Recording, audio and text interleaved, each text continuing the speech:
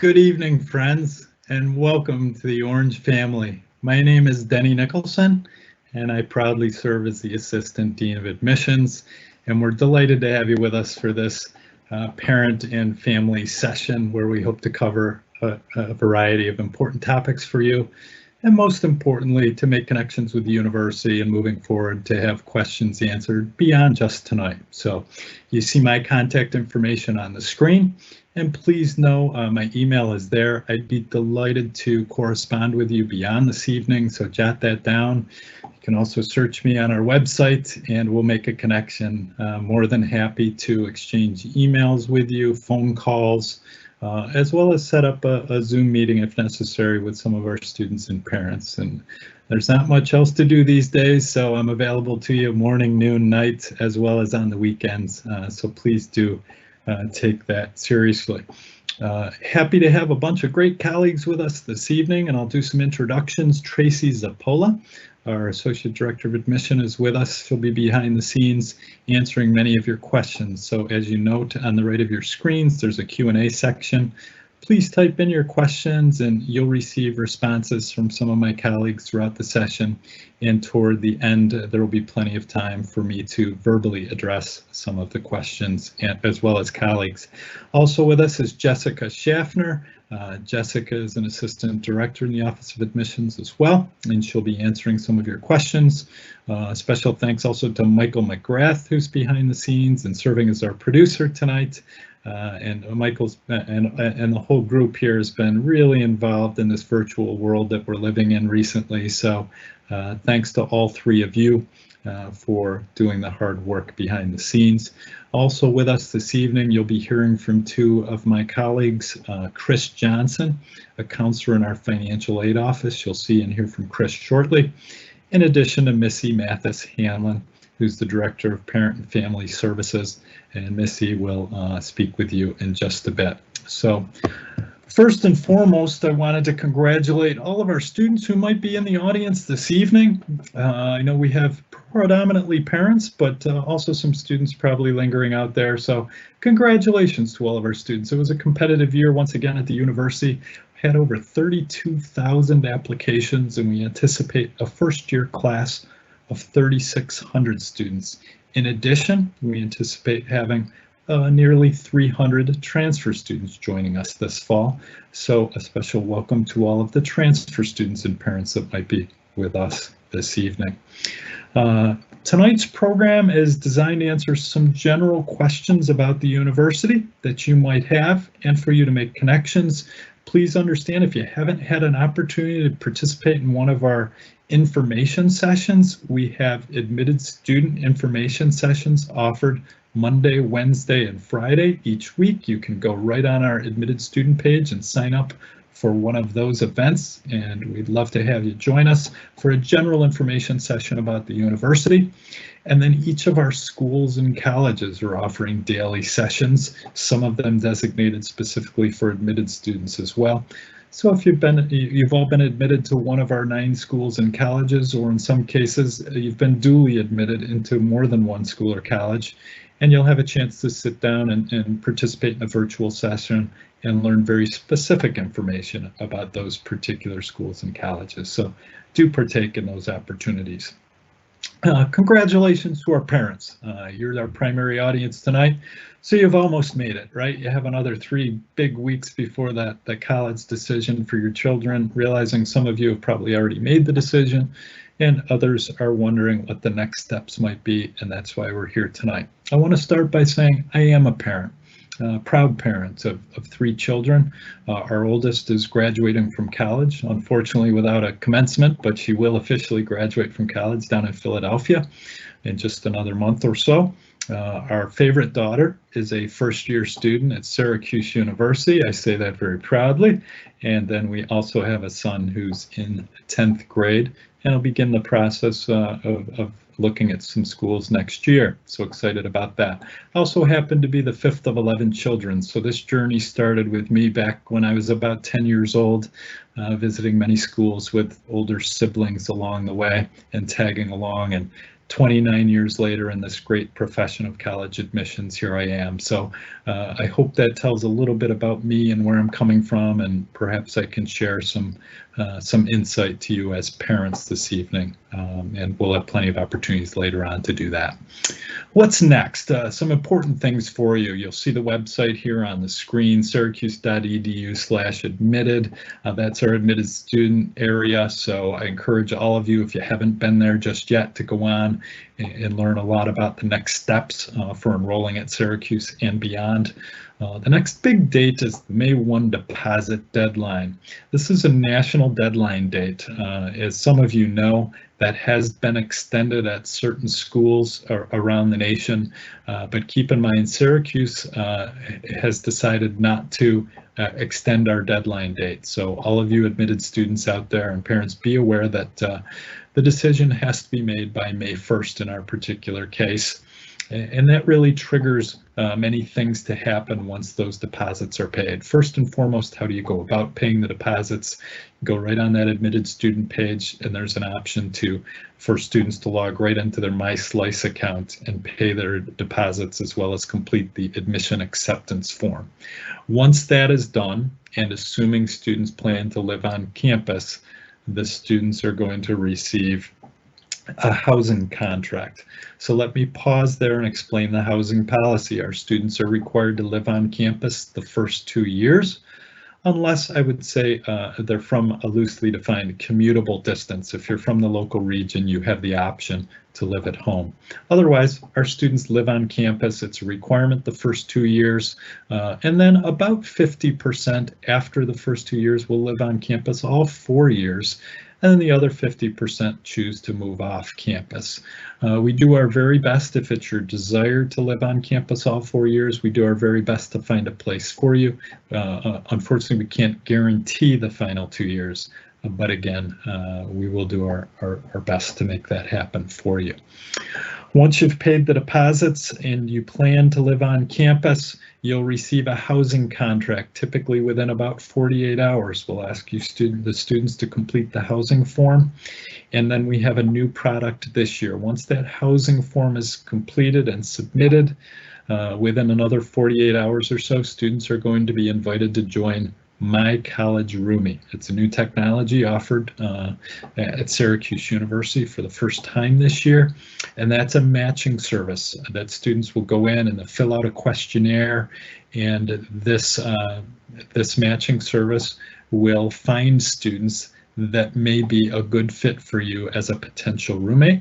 And you can select roommates, you can meet other incoming students, and all of this is triggered upon depositing. So when a student deposits and does the housing contract, they'll be able to begin going into My College Roomie. We have our early decision students in there right now.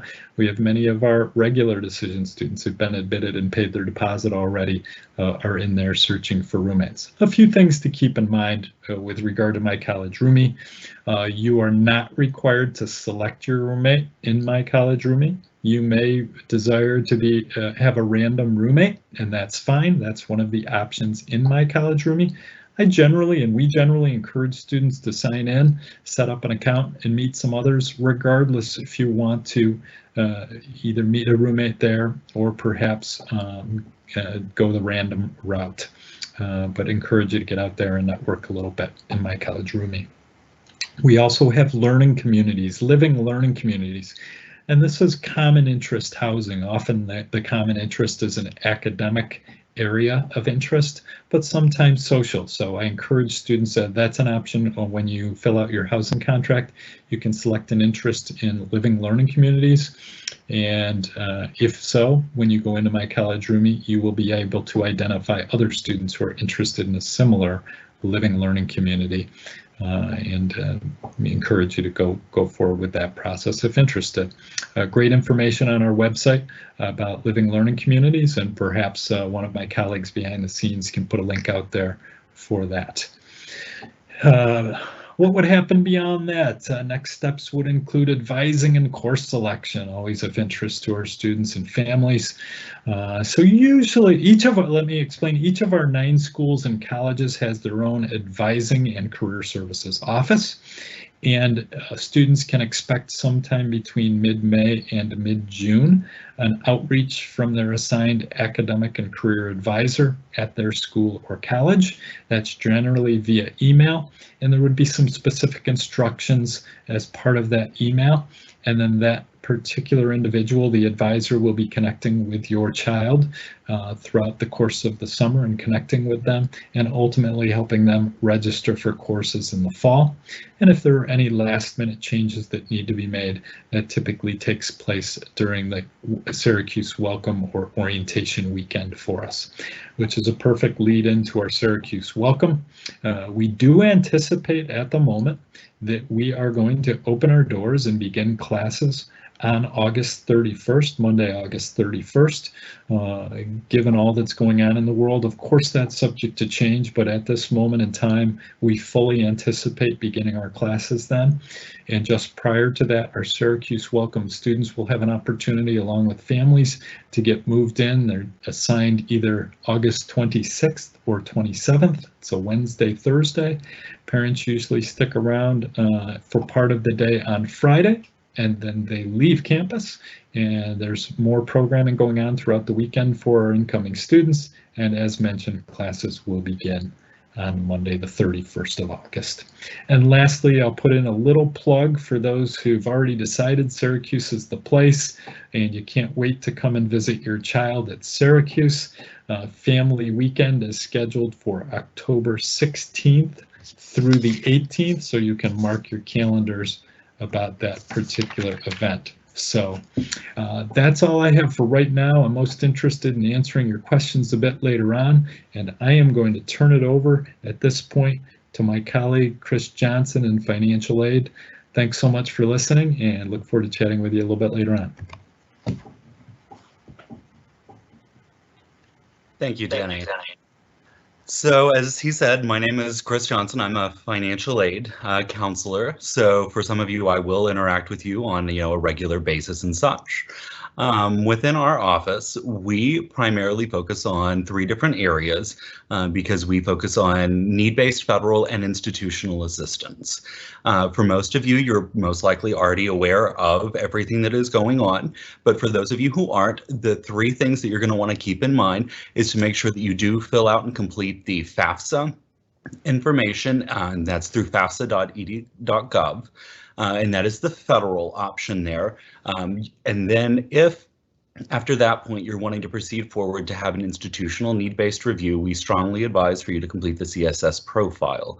That is something that's done year over year for every single student and takes into consideration many different factors.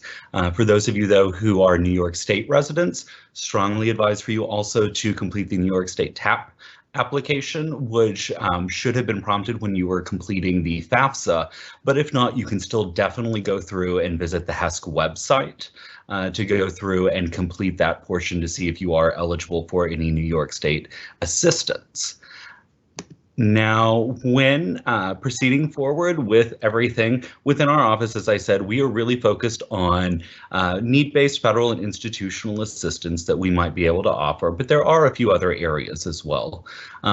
For us, it really breaks down into 4 sections. One is going to be grants, so whether that be federal or institutional grants. The other is scholarships. And so those can be internal or external, and I'll delve into some of those a little bit further. Loans, which can also be federal, student, parent, or private. And then the federal work study, which at least within our office, we do tend to get a lot of questions about. What is federal work study? How do I utilize it? And what if I don't want it? So just kind of going from that point. Now, within the scholarship section for us, the vast majority of the merit awards that you guys are aware of, at least at this point, are determined within the admissions area at the admissions stage. So I'm going to leave that for them in particular, but that is one section there. We review, as I said, thereafter. For certain students, things such as athletic awards, different types of programs. If you are a local resident and you're eligible for certain programs, then you would be notified about that. So there's different types of programs and awards that people can be eligible for. It's generally something that you would have qualified for or been notified about. And then the final part is the external scholarships, which can be need or non-need based.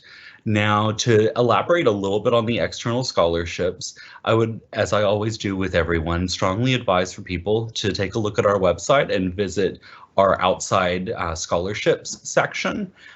You go to the General SU webpage and you type in outside scholarships, that information will come up. Those are actual scholarships that, while they're not SU, we have gone through, reviewed, deemed, and vetted that they are legitimate scholarships. So they're not trying to take information or such. So for that, it is actually a great opportunity for students to perhaps obtain additional assistance from external resources there. Now, outside of that, of course, there are grants. So there is the federal Pell Grant and then the federal SEOG award, and that is determined all by FAFSA for the eligibility. Then, of course, as I had mentioned, New York State TAP, which comes from the state grants. Within SU, we do not participate within the Excelsior Scholarship, but other institutions, of course, do. But we do participate, of course, with New York State TAP, if you are a New York State resident. And then the other part are institutional or college grants. So if you happen to already have your award, then you're looking at things that are called Syracuse University Grant on your actual package at that point. So then moving to the next part, just to give a little bit more breakdown for you. For the loans section, year over year, these are, federally regulated. As I said, it's determined by FAFSA for the basic portion of loans. As a freshman, you come in, and if you have the ability, then the total maximum is $5,500. The $3,500 within a subsidized loan and $2,000 with an unsubsidized loan.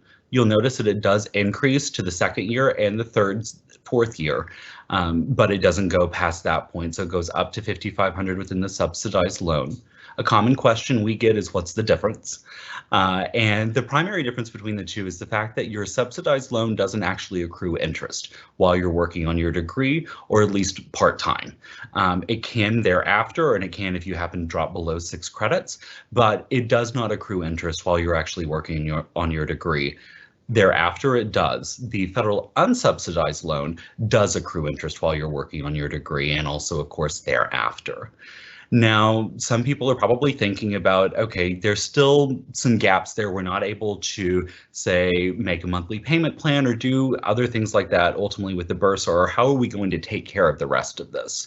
And there's two primary options that we definitely provide people as portions that they can consider. One is the Federal Direct Plus loan, or the Parent Plus loan.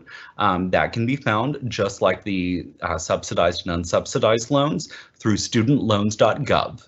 And a parent can go through and apply for that. If it's approved, it can go up to the cost of attendance. So that's more or less the difference between what's currently showing on your financial aid award panel as your cost of attendance, less the aid that is being offered.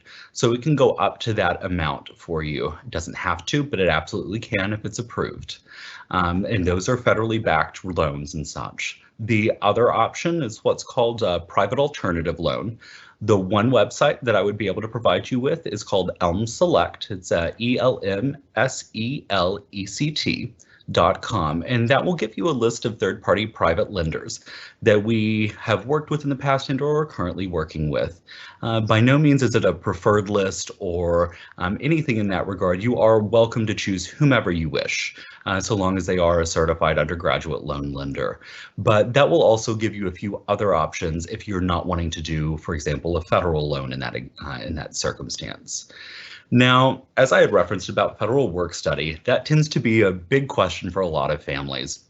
Is I see federal work study was added onto my award, but what does that mean? How do I use it? How do I go forward with it? And what if I don't want it? So federal work study comes from FAFSA. It goes through and it actually determines with FAFSA if a student's eligible. For the vast majority of students, there is some eligibility. It ranges for the exact amount of eligibility. But if a student is eligible, they will be awarded that. What happens with federal work study is if a student elects, and they don't have to elect, but if they elect to utilize work study, then they will go through and apply for a position. It's very similar to that of going through an actual job application process. And I would strongly advise for you to contact our CUSE Works area, which is our Office of Student Employment, and they can, of course, assist anyone with those questions about how to proceed forward and what best to do. For that, what a student will do is if they happen to obtain a position, they will be paid hourly as they work. So it's something that as they work, they then receive the funds. It goes directly to them. It's not something that will alleviate things such as bursar charges. But if a student wants to put that toward their bursar charge, they can, of course, after. But that would be something that's paid to them, and they would write that over to the bursar, of course. Now, with everything for federal work study, a student, as I said, does or doesn't have to utilize it. If they want to, they're welcome to. If they don't, it's not going to negatively impact them. And that's a pretty common question as well, is if I don't use my federal work study, do I owe the school money? Do I owe something within that? No, not at all. You elect to use it or not. The purpose of federal work study is for you to be able to build your resume and for you to be able to build your skill set for yourself and then obviously for your future career. Now, outside of that, there's many other factors that exist within, of course, the financial aid area. I, as a financial aid counselor, or any of my colleagues would be happy to discuss the matter with you further and go into greater depth. Right here is our contact information. Please feel free to reach out to us if you do have specific questions. One thing that I will say is, our phone number is right there. There's, of course, the contact to our website and everything else. And a common question at this point that we do tend to have is either A, when am I going to get my awards? So there probably is some things left on your financial aid to-do list. If you have questions about that, reach out to us, please. Or, you know what, my award is not exactly what I was hoping that it would be. Again, please reach out to us so that then we can proceed forward. We're, of course, aware that you have the May 1st deadline. The earlier you get the information to us, the better we can assist you within that. And so right now, I'm going to go ahead and pass this over to Missy Mathis Hanlon, who can then proceed forward with her section. Hi, everybody. Welcome. I want to just talk to you a little bit about what Parent and Family Services does.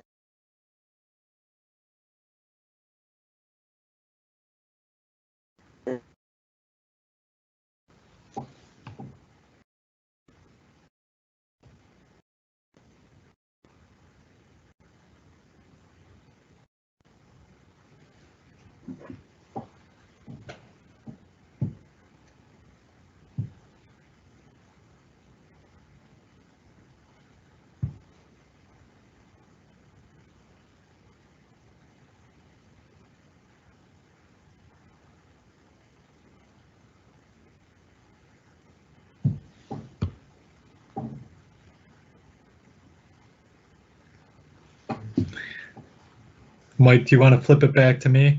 Yeah, I don't have to, but my screen went blank for a minute. I think you're good. Go right ahead. Okay. So we're an office just for you. We try to keep in good communication with you related to events that are happening on campus or information that you need to know. We're in a position where, our primary role is to help you support your student in being successful. So we make referrals, we provide information, and we can answer all sorts of questions. Anything from A to Z, we've probably heard it. We're good problem-solving helpers, and so that would be another reason that you might work with our office. Really, we send email communications throughout the summer to new families. And so if you have decided to attend Syracuse University, you should start hearing from us sometime in the middle of May. And that will happen probably 5 or 6 times throughout the summer so that you're informed and know exactly what's happening. Our office also plans the portion of Syracuse Welcome Orientation that is for parent and families. And we expect those parent and family sessions to be between August 25th and 27th. That depends on your move-in date, but we are strongly encouraging new families to attend those sessions. It's going to be different this year. If you've heard from friends or you have another student who attends the university, it will be a little bit different this year. And so we hope that you'll plan to attend if you're enrolling. Family Weekend, as Denny mentioned earlier, is October 16th through 18th. And typically we make registration and schedule information available in the middle of the summer. So July sometime is when I would expect to hear more information about that. So as I mentioned, e-newsletters beginning in mid-May, a good place for you to keep informed about what you and your student need to be doing as far as moving forward with this process is the Office of First Year and Transfer Programs website. That's new2su.syr.edu. All orientation information will be available at that site. We will also have available on our Parent and Family Services website information specifically for first year and transfer families. We will have a new parent and family checklist available around May 1st that you can use to stay informed about the kinds of things that your student needs to be doing and that you can remind them about as you move forward. And then we always strongly encourage, and we'll provide some information about this, but we strongly encourage families to have conversations related to personal safety, healthy relationships, decision-making about alcohol and other drugs, and those sorts of things. So some of the critical issues that you might think of as you have a rising college first-year student. So we hope that you'll find information that we send you useful, and we hope to be your partner as you move forward if you're enrolling at Syracuse University. You'll see this information. It's our contact information. I have given you my direct email address, and I hope that you'll use it. I've done that because, you know, in the midst of our university communication widely to families about critical issues of today, I don't want you to get lost in our parents@syr.edu email address. So please email me personally if you have questions, if there's something that I can help you with. I'm happy to do that. You know, typically if you reach out to our office, you'll work with myself or a woman named Michelle. So there are just two of us in the office, and that kind of makes it nice. Families usually know who they're speaking with. We have some social media available.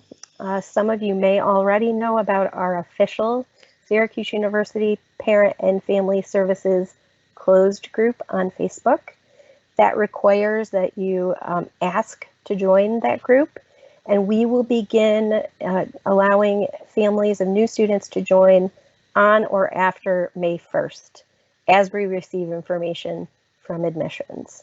We also have a fan page, and you're welcome to join that now, just to see, you know, the kinds of things that are happening on campus and learn more about the university as we're going through this historic time with COVID-19. So, you know, we have a lot of virtual things that we're doing for our students that I think you might be able to take a look at, and that may be interesting to you. So please reach out if there's anything I can do.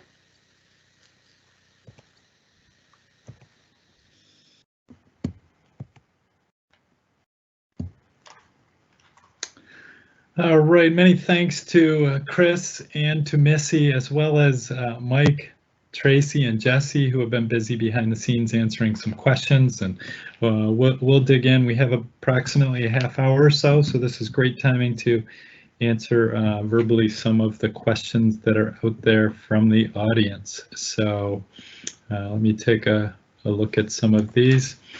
You talk about student housing. Is it guaranteed all 4 years? Percent live off campus, especially junior, senior year. So thanks for that question. It may have come in before I got to that portion of the slide, but in case you came in a little bit late, we do require students to live on campus the first 2 years. Unless they're from a commutable distance designated by the university. And then we have about a 50% who will choose to live on campus all 4 years, and then 50% will eventually move off campus after their sophomore year.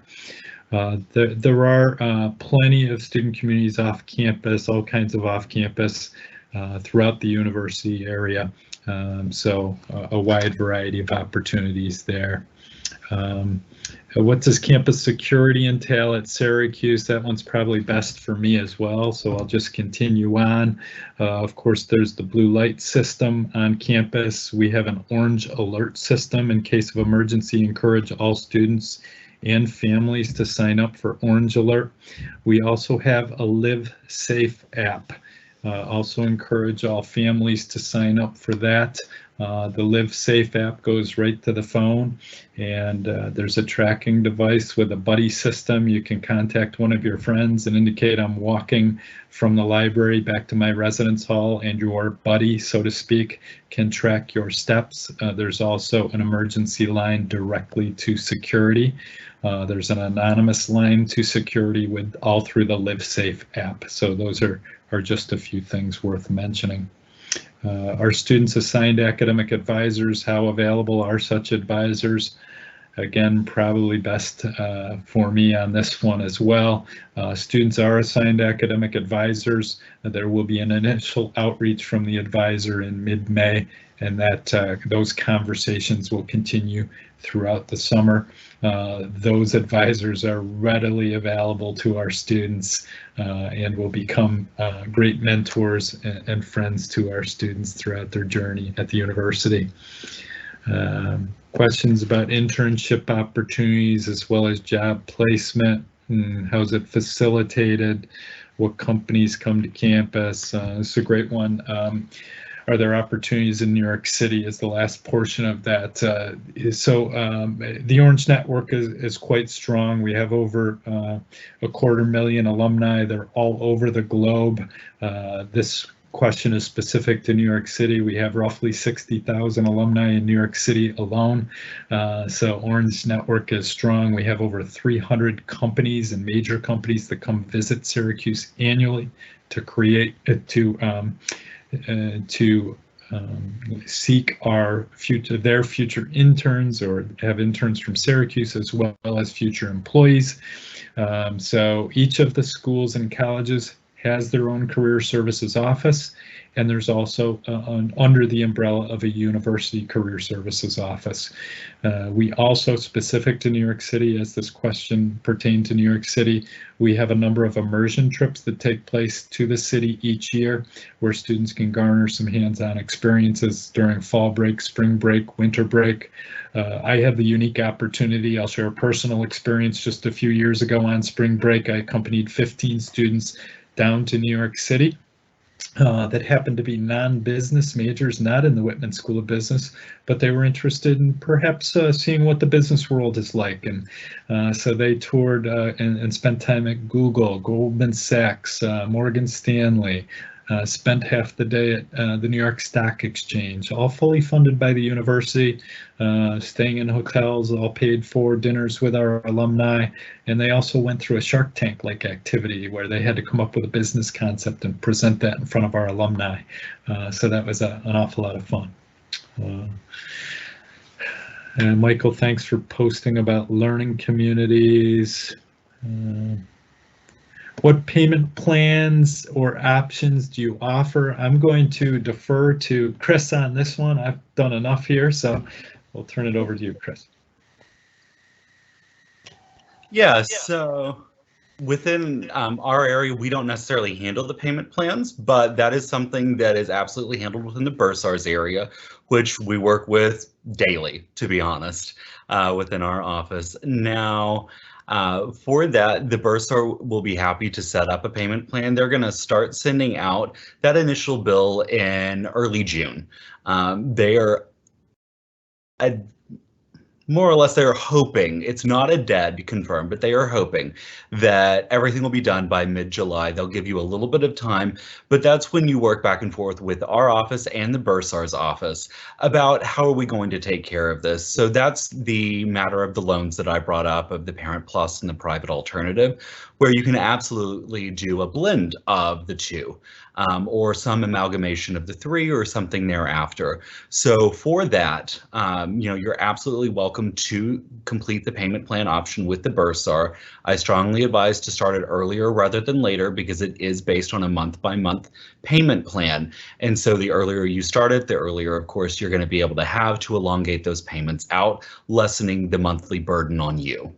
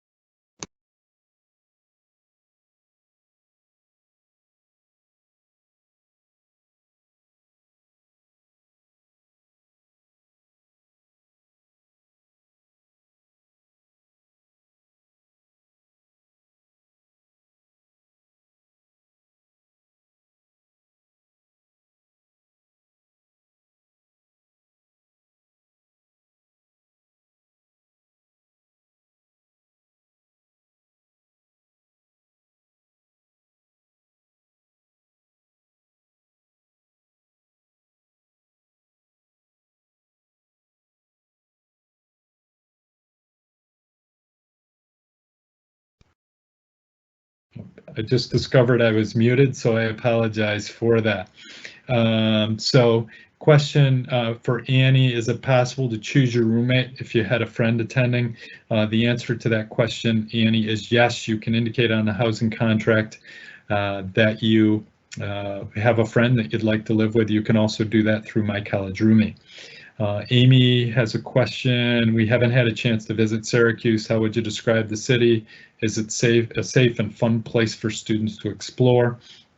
Let me backtrack. Some others in previous sessions have inquired about visiting prior to May 1. At this point, I don't think that's going to be in the cards, unfortunately, for this year. So I just wanted to make that comment. If the opportunity exists for us to take visitors in the summer, you'll be the first to know. I promise you that. We encourage you to come up and visit us if that's an option. The city of Syracuse, how would I describe it? Born and raised in this area, so I have some history here. It's the 5th largest city in the state. We have close to 500,000 people. It's a mid-major. I think what's important to understand about Syracuse is there's a real symbiotic relationship with the university. They count on us. They need our interns. They need our graduates to work with them to keep this city running. I think the city perhaps would struggle quite a bit if Syracuse University closed its doors, unlike many universities located in major cities. So I think that's one way to, very much a college town, college city. Are freshman students allowed to have cars? Unfortunately, the answer to that one is no, they are not, much to the dismay of my own daughter. Can students transfer colleges easily? How soon and what are the requirements? This is a real common one. I'll ask one of my colleagues behind the scenes to maybe put a link in there for the intra-university transfer process if possible. So let's talk briefly about that. Some of you in the audience maybe were not admitted to your first choice school, but were admitted into an alternate offer school or college at the university. And for many of the students out there and parents of students out there, that major or interests will change over the next 4 years, and so one might enter in a particular school or college and after a period of time decide that's not their true passion and they have an interest elsewhere. There's what's called intra-university transfer, and students have an opportunity to pursue transfer into the other schools and colleges. Those requirements vary dramatically from school and college to school and college. The information is all on our website, and I encourage you to take a look at that, and hopefully we can get you a link up there in the meantime. And many of our students will, in fact, have majors from different schools and colleges. They might have 2 majors in the same school or college with a minor in another. So there's all sorts of diversity in terms of how you go about the next 4 years academically. Let's see. Do you have any alternative admission plans for COVID-19 causes, lingering quarantine issues? There are some alternative plans being discussed. Again, we fully anticipate being open in the fall, and that would be an expectation in that case that students join us, assuming all are allowed to be here. If that is not the case, we will have contingency plans. I'm sure it wouldn't be unique to Syracuse, but there are contingency plans in the works in case this may continue on and linger for a longer period than expected.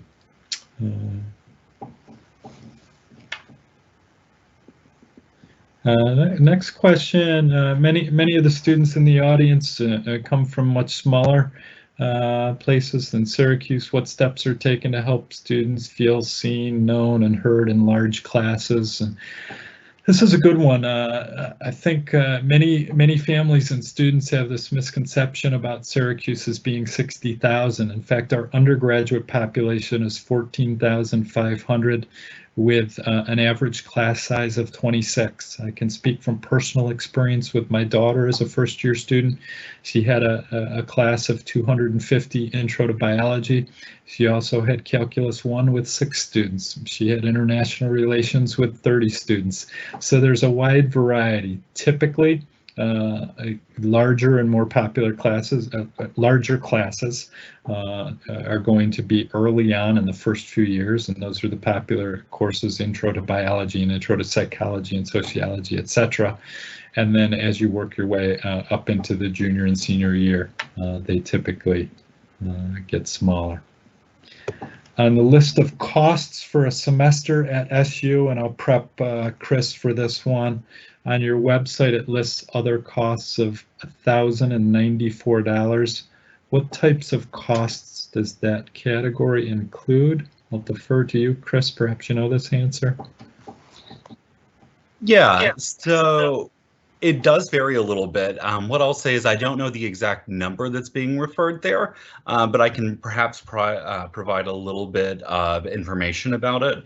So there's a couple of different areas. The primary parts that a student is actually billed for via the bursar is the tuition, room and board, if they're living on campus or elect to have a meal plan, and then their respective college or institutional fees. So those are going to be the primary things that a student actually sees on their bursar account and their charges. Now, for that, the miscellaneous fees include things such as activity fee, co-curricular fee, their actual program fee. So there's many different aspects within that. Each one has their own respective area. If you're wanting to delve into that further, you can speak with either my office or reach out to our student services area for some of their, specifics there. But aside from that, there are some other fees that are called indirect billable costs. So you're not actually getting charged those from the bursar, but you might incur them on your end, and we include that within the overall cost of attendance. So while the cost of attendance is a projected value, it's not the actual final amount that you might consider to pay. That's the amount that we have on our end that we see that the vast majority of students actually incur year over year. It can be much less or much more depending upon personal choices there. But a lot of those fees will include things such as books, which again can vary semester per semester. It can also include things such as personal expenses and things such as travel, different things such as, going back and forth between home, of course, which is the travel aspect, or in and around the area, as well as, miscellaneous items that a student may need during their terms. So it's not necessarily indicative that a student is going to have that exact charge, but it's more or less for families who are saying, you know what, we can't afford this immediately out of pocket right now, or we're not going to be able to supply additional assistance thereafter. And you know what, I may need to take out a loan. That's why that cost of attendance really exists, so that you can take out a loan up to the figure to help assist with those costs.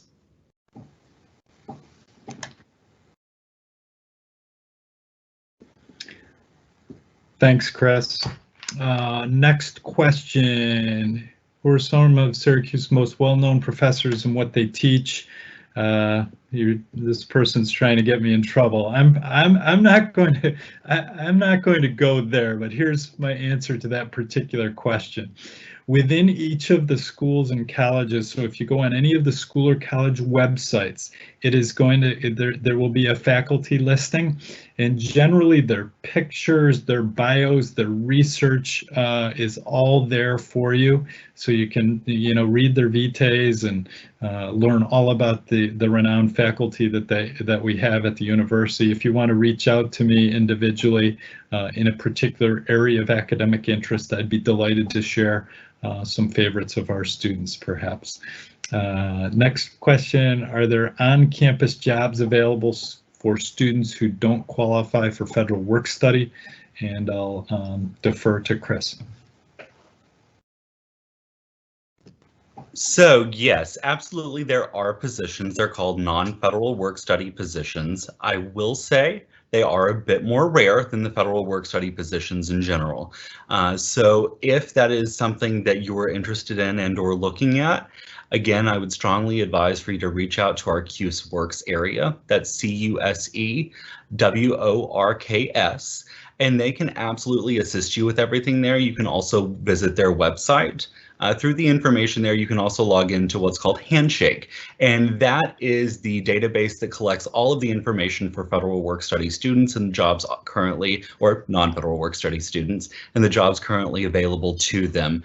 As an incoming student right now, it is a bit early to be able to apply for and go after those positions, but I would absolutely say reach out to them if you do have questions as to when is the best time, how should you go about it, or if you have questions on perhaps what would be the best area for you to work in.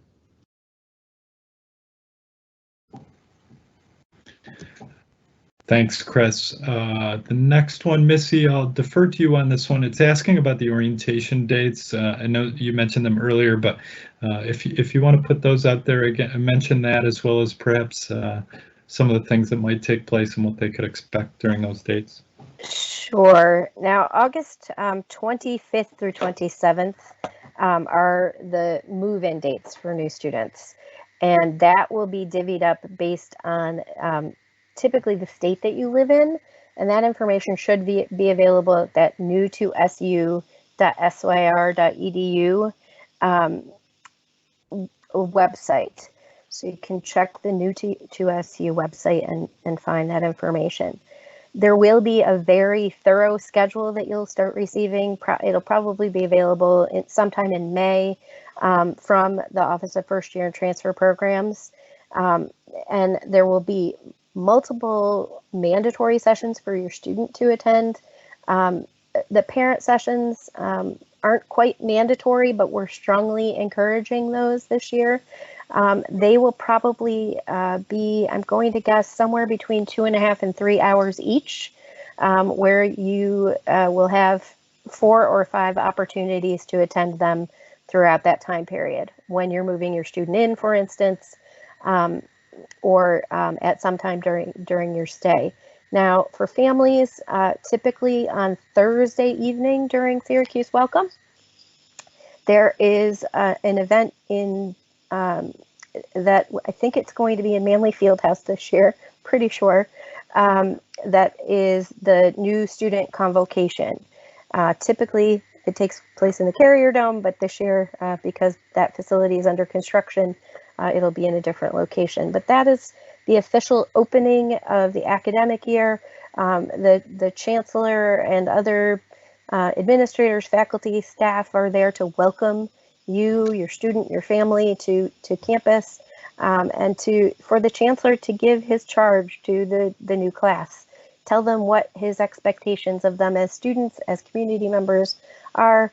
But it's a pretty moving event, and I think a lot of people like to attend that. So if you're trying to think about when you want to be here on campus, try to include that Thursday evening if you're able to. And then there are usually school and college events that include parents and families on Friday morning. Okay, question I see here is that, thank you, Missy. Question I see here is about undergraduate students. What percentage participate in study abroad? Roughly 50% of the students at Syracuse will engage in a global experience during their time. What percent of the, what's the percent placement rate after graduation? We are in the 94, 95 percentile 6 months after graduation of students who are employed or in graduate school on a full-time basis. There was a question about the cold winters. I don't know where you heard those rumors, but there was a question about cold winters at Syracuse, and are the individual residence hall rooms controlled for heat? And I am not sure of that answer. Also, I don't believe they are, but I'm going to defer to my colleagues. Missy, might you have that answer? Let's turn that one to Missy, as well as coin operated laundry. Yeah, no, the individual room, you cannot control the temperature in your individual room in a residence hall. And, you know, we do have, unfortunately, sometimes cold winters, but it does become very hot in the residence halls once the heat is turned on and things like that. And so we usually recommend that students bring a fan, something like that, so that they can get some of the fresh air circulating in their room, no matter what time of year it might be. It might be in the middle of winter. We also, for the most part, do not have air conditioning on campus, which is probably another question you may be thinking of, and that is, as far as I know, only available in 2 residence halls, one of which is probably not a place that first-year students will be living. So, you know, if you get into Brockway Residence Hall, you may have air conditioning. I guess I would say, you know, keep in mind the fan, and also be looking at that new to SU site and our site for the what to bring list. Or contact our office if you want to have a conversation about cold weather gear, anything like that. We have all these conversations with families, so feel free to do that. Did I answer everything? Thanks, Missy. Next one, how does a student who's admitted as undeclared go about choosing a major? So we have undeclared students in many of our schools and colleges at the university, and advisors are typically trained and assigned to work with the undeclared population. In some of the schools and colleges, they're actually called discovery advisors to help those students through the through discovery phase, or exploration advisors, that sort of thing. So rest assured, your children will be well taken care of, regardless if they've selected a major, if they have 10 majors in mind, or they're frankly undeclared and have no idea what direction they want to take. Our staff is well trained in that to help those students.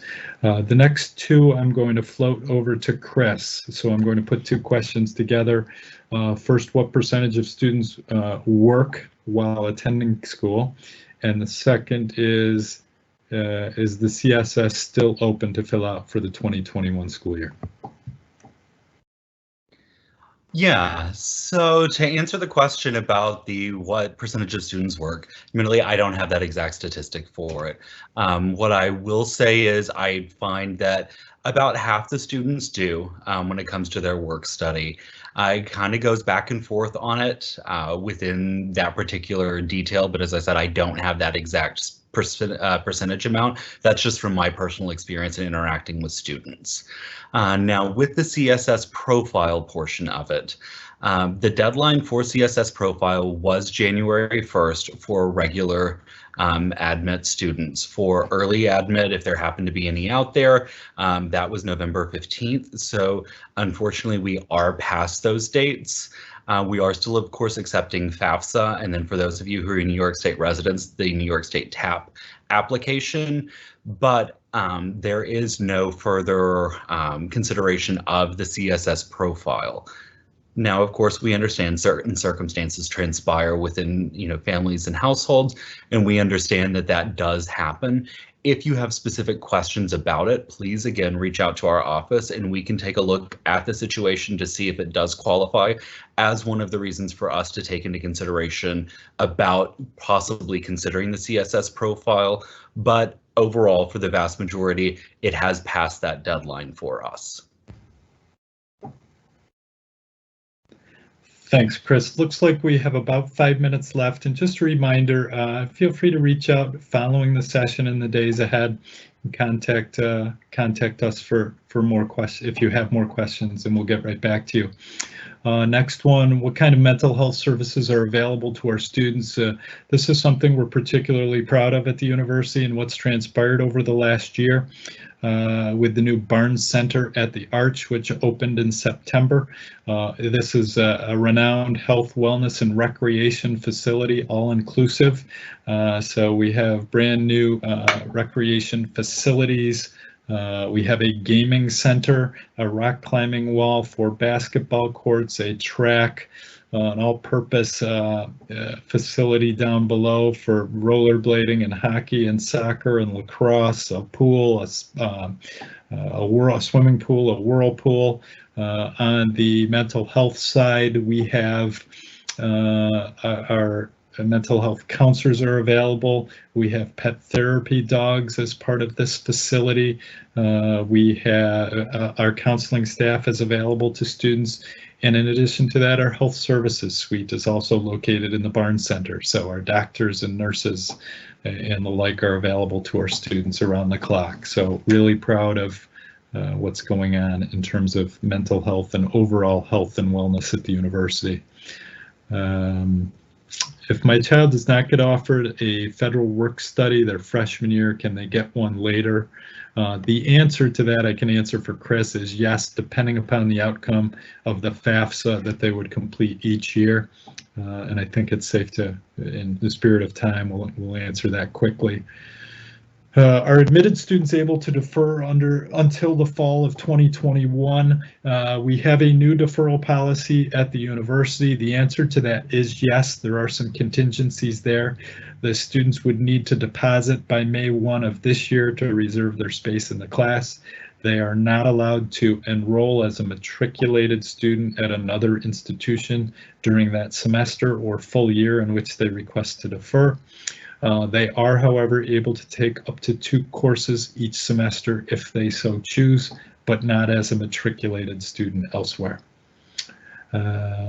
What access do we have to our child's information, especially regarding grades and performance?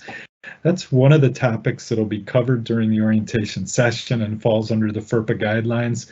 And those instructions will come to all of the parents. I would suggest you have a conversation with your child. They will need to release, do the FERPA release form, which would allow parents to see the grades and academic performance of their children. Is the federal minimum wage $7.25 or state minimum wage for $11.80 for work study? I guess the question is, what's the work study amount? I'll defer to Chris. Yeah, for that, so it's a federal work study, so it is bound by the federal portion of it. I have seen some positions that are slightly lower than the 1180 figure, but at least within my experience, most of them do tend to range about that $10 or more. It really varies per position though, and for where a student is at. For example, I know within the concession area that does happen to make about 15. As I said, it does vary a good deal between the two, depending upon the position and the location.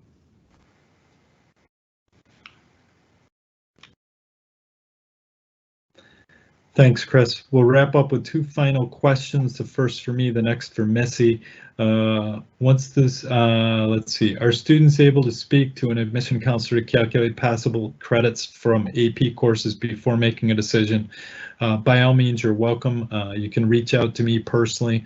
There's also a Meet the Staff section on our website. You can reach out to any of the staff members, but feel free to reach out to me directly and I'll get you a prompt reply. regarding APs, and that's also a conversation post May 1 that all students would have with their advisor regarding AP, as well as IB and college courses that they took prior to attending Syracuse. The last one is for Missy. Once the school year begins, does Parent and Family Services maintain regular communications and updates with families, or is that only done through the Facebook group? Oh, no, we have an e-newsletter that goes out to families. At this point, it is a monthly newsletter. We're looking at some possible changes in the way we communicate with families that actually would be better than that. So it will be at least monthly. It may be more frequently. And, you know, sometimes it depends on specific events or programs that might be happening on campus that we may want to let you know about as well. That would be additional communication.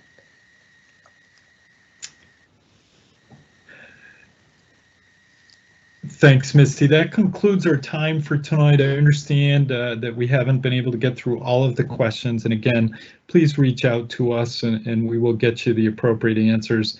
There will be all kinds of sessions taking place in the weeks ahead. So visit our admitted student site, sign up for some of our virtual sessions. I look forward to personally interacting with many of you. A special thanks once again to all who participated, Missy, Chris, Michael, Tracy, Jesse, thanks so much for taking your time this evening to help our families. And I hope, if nothing else, you've made some great connections as parents and students to some members of our community, and what a special place it is. So do keep in touch with us, and we look forward to interacting with you further. Have a great night, all.